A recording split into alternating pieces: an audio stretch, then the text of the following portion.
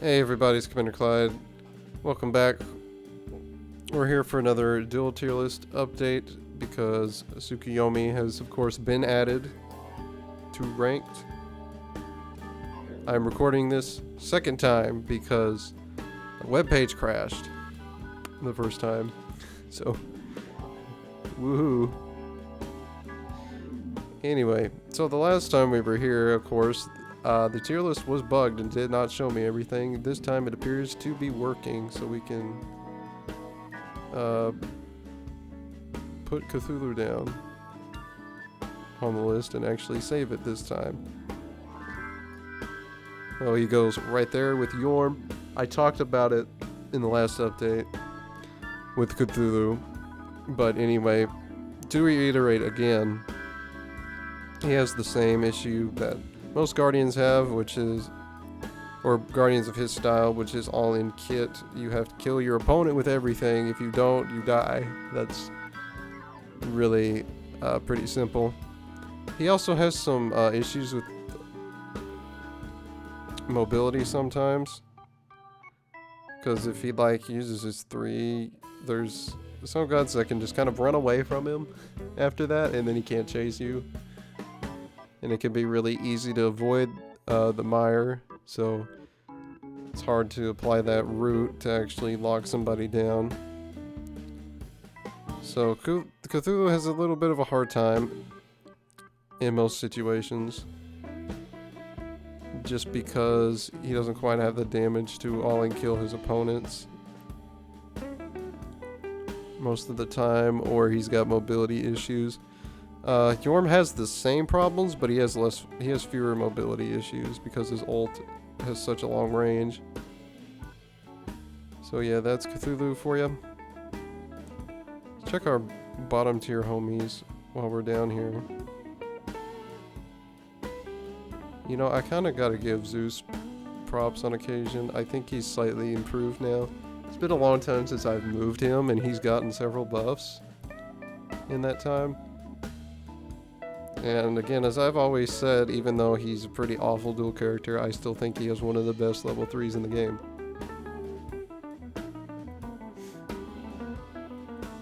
So yeah, there you go.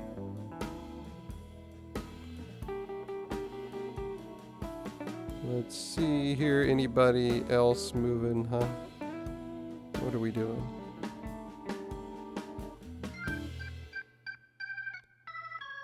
No. Nobody in A+. Everyone hangs out.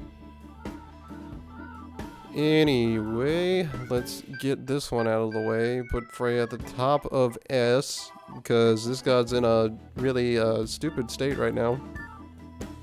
The fact that in most late game situations, even mid game, there's no counterplay to this god, because her healing and her DPS are too high. And there's nothing you can do about it on most gods. Of course, the gods up here can certainly, fight her well. That's why they're in S+. That's why they're the top gods in the mode. There are a few physical burst gods that can kind of stand up to Freya. Gods like Fenrir, Robin, maybe the occasional Bastet, just because they have a lot of high physical burst and decent mobility. So they can get the burst damage off and not be caught out in a bad position at all times. So they do a little better against Freya, but you have to stomp her into the ground pretty early. And I'm talking like you're getting 3 kills in like 10 minutes or something silly like that, which is pretty hard to pull off. That's really the only way you're going to shut her down to the point where you can win later, or just force your opponent to go ahead and F6 or something. Because if that doesn't happen, you're pretty much guaranteed to lose. Okay, the Nemesis, she's been doing pretty well lately. High pick rate. Lately, for whatever reason, there seemed to be less counterplay to this god. in really late game scenarios. But of course, there's more gods that can fight her late game and beat her than the case of Freya. Nemesis only has really a few situations where, you know, her late game is better. That's typically gods with not a lot of crowd control or conditional crowd control, where you have to be really good with skill shots to get your CC off, because she can sometimes avoid that. Of course, gods like on her sort of completely counter her because he can jump, break shield, knock her up, hit the impale, break the shield, you know, and he's got a lot of burst, things like that. So usually gods at the top end, no problem. Most of the gods here in S, no problem against Nemesis. So she sits here just above Set.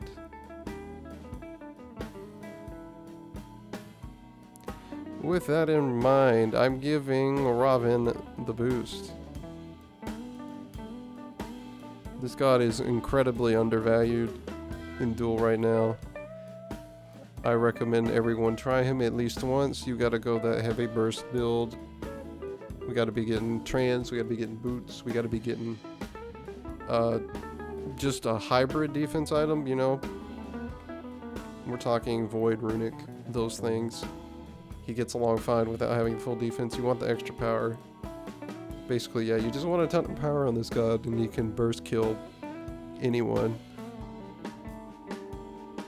Like, it's really insane. Robin can take Bull Demon, Demon King, because they changed everything around with that. Yeah, he can take Demon King really easily because he can keep his shield up. So he barely takes damage for it. And he can do it really early because of that, if you so want to. He also has a lot of burst, so he can take it pretty quickly early as well, which can be really potent, especially since he's a god that likes to dive all the time. If you get that tower down or the Phoenix down, then you can just, you know, W key your opponent. Easy kill, easy W. All those fun things.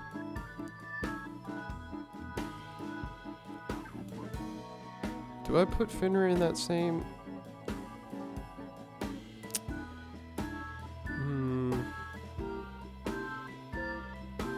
I think it's harder to be good with Fenrir though, honestly. So I'll leave him there. I don't see him as being as potent. Mainly that you can kind of counter him. Well, you can counter a main part of his kit, which is beads, so, or any CC immunity.